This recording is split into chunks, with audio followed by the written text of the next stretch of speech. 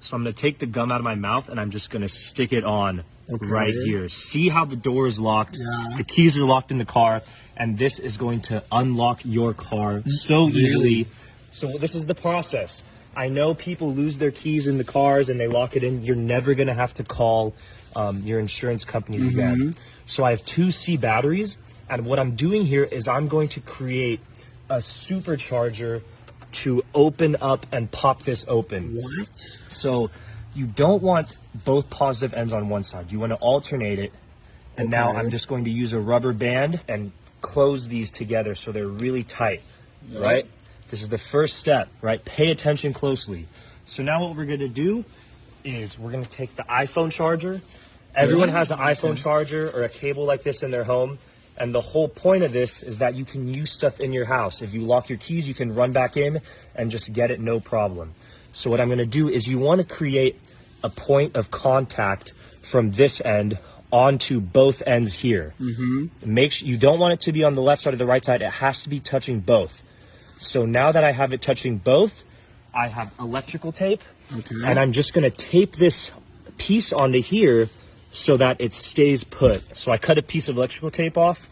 You want to use electrical tape preferably, but because that is what helps conduct it. But if you don't, my buddy just used this to unlock his car, and he actually just used blue painter's tape, and it worked fine. But electrical tape is preferred.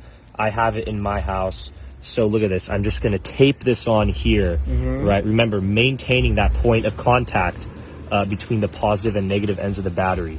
So I'm just going to press this on. So now you might be wondering, what are we going to use this other end for? This is going to go inside of this keyhole. So the gun that I used is that so it stays in. The way that this keyhole mechanism works is it'll automatically pop something out, but I put the gum so it's going to remain inside here. So the reason why I used gum is that it's a very good insulator, right? So we're creating basically a little battery here that's going to mimic the key fob that you click the button and it pops it open. So we want to maintain this electrical current throughout. So I'm going to use gum to not only keep this in place, but to act as an insulator, right? So now that this is in, we want to create basically a catalyst that's going to send an electric charge from this battery into here, and it's going to pop this open. So all you need is a lighter of any type. When my mom did this, she even just used a gas station lighter, but this is what I had in my house. Like I said, the whole point is that you can do this with items inside of your household.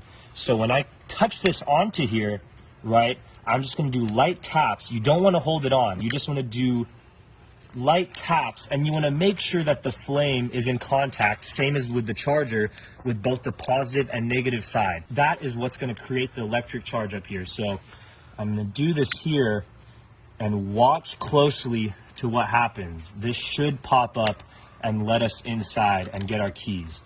So it might take a couple tries. I might even hold it on for longer for this one.